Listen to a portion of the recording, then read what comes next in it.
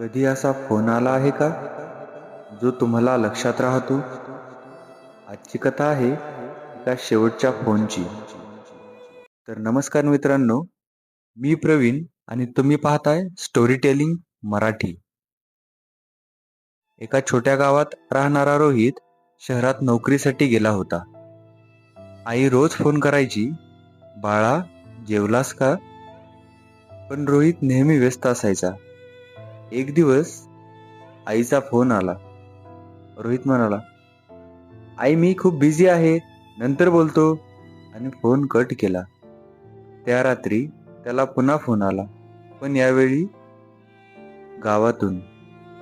रोहित, तुझी आई आता नाही. हे ऐकताच रोहितच्या हातातून फोन खाली पडला. डोळ्यात पाणी आलं. तोच शेवटचा फोन जो त्याने दुर्लक्षित केला होता. त्या दिवसानंतरनं रोहित रोज फोन पाहतो, पण आता कधीच आई नावाने कॉल येत नाही. ज्यांना आपण गृहीत धरतो तेच एक दिवस कायमचे निघून जातात. जर तुमची आई तुमच्या सोबत आहे तर आजच तिला फोन करा.